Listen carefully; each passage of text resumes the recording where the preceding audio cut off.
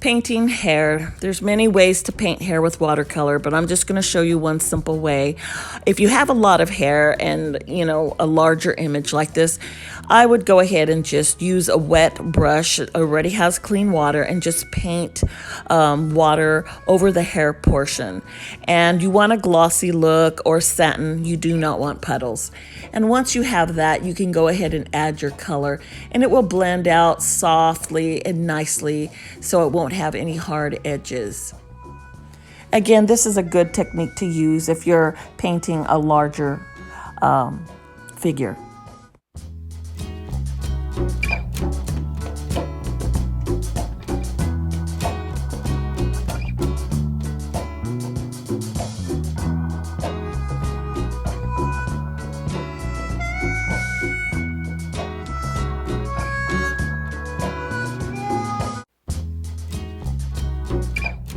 On the right side, I'm going to do a wet on dry technique where you just grab a lot of paint and you go ahead and just paint on dry paper to create the hair. And you can go ahead and practice in your book to find out which technique you like better, which one's easier, or which one works better with your image. For wet on dry, just work quickly and make sure that the paint doesn't have time to dry as you're painting.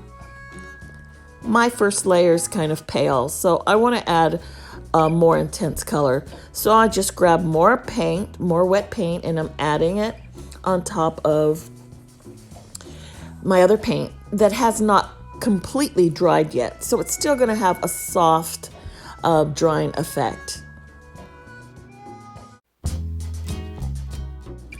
If you want to create some highlights, you can just use a damp brush to pull off some paint and create extra highlights.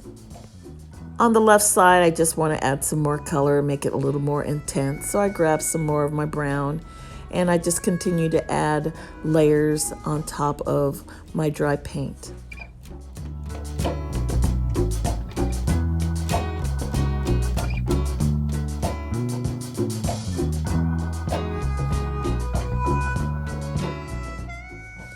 I go ahead and do the same thing to the other side, add another layer of paint.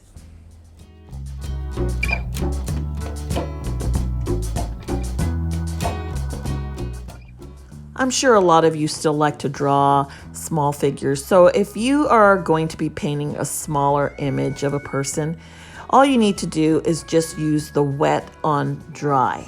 You just grab your paint and you go ahead and paint it on the hair. Simple and easily, just like this. And then once it's dry, you can add some texture, you can add hair strands, and whatever you like. But this is the simple way for smaller images.